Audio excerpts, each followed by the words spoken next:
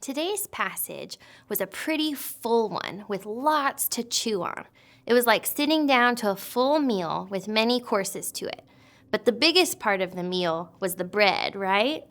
It's like Olive Garden giving out those free breadsticks left and right, almost literally with the feeding of the 5,000.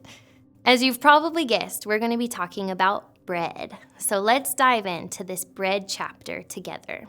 Verse 4 notes that the Jewish Passover festival was near, and this tidbit of info is significant because the Passover festival remembers Israel's deliverance from Egyptian slavery, and bread was an integral part of this festival, as Jews were to eat unleavened bread, bread without yeast, as a celebration and a remembrance of God providing the manna from heaven to sustain the people of Israel after the exodus from Egypt. So after the parting of the Red Sea, and they found themselves in the desert with no food. God had provided this manna, this heavenly bread, to sustain them. And the Passover was important in the lives of the Israelites and something they celebrated every year with specific, rich symbolism to remember what God had done. So this symbolism of bread and God providing for his people would have been on the forefront of their minds when Jesus feeds them in the feeding of the 5,000. And the crowds even referred to the manna from heaven in verse 31. So they were thinking about it. So keeping that in mind as we move on. Now, Jesus is teaching the crowds on a hillside in a more remote place. So instead of sending the people away to get food, Jesus had everyone sit in groups, and he took what they had, 5 small loaves and 2 small fish, and Jesus fed all the people from that. He multiplied what small bits they started with until everyone had eaten. And 2 things I love most about this passage is that first, in verse 11, it says they had as much as they wanted. Jesus didn't just provide for them the bare minimum, but he provided abundantly.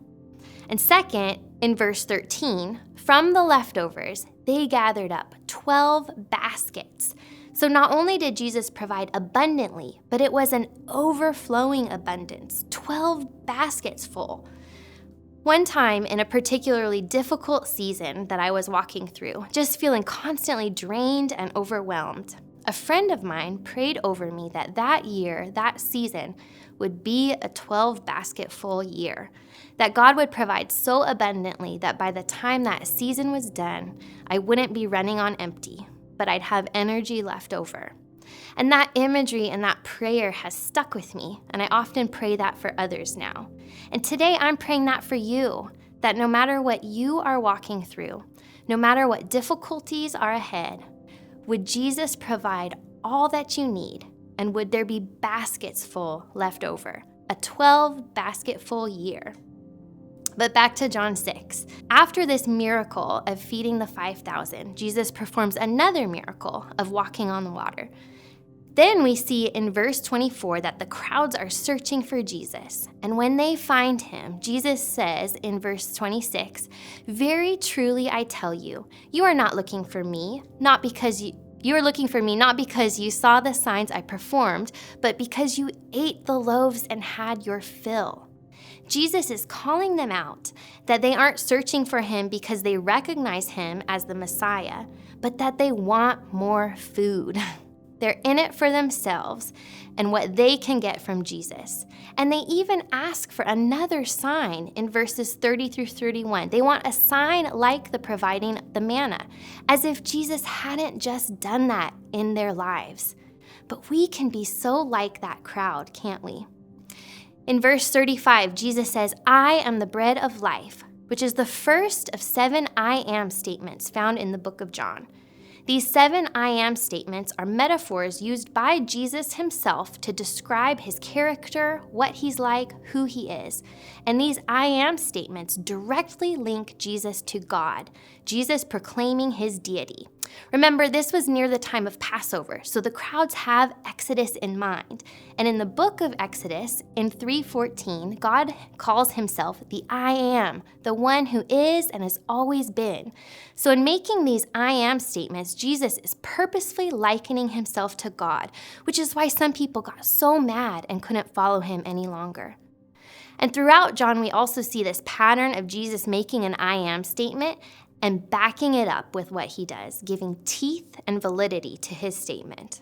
For example, in this instance, he says that he is the bread of life, and he literally just fed thousands of people bread.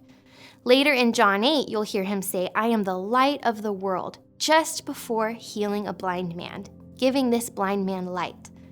And in John 11, he says, I am the resurrection and the life, just before raising Lazarus from the dead. Jesus doesn't just talk the talk in these statements, but he backs it up, both telling and showing his divinity. I am the bread of life.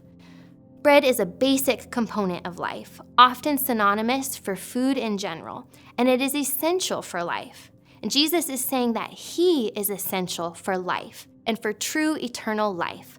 With the Passover images in their minds as well, Jesus is saying that he is their provider and their deliverer. He is our provider and deliverer.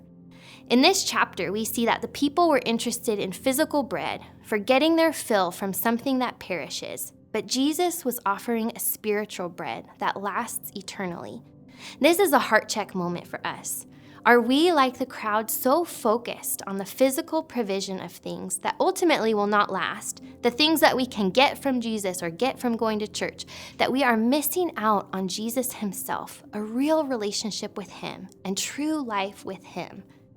Verse 35 goes on to say, whoever comes to me will never go hungry, and whoever believes in me will never be thirsty.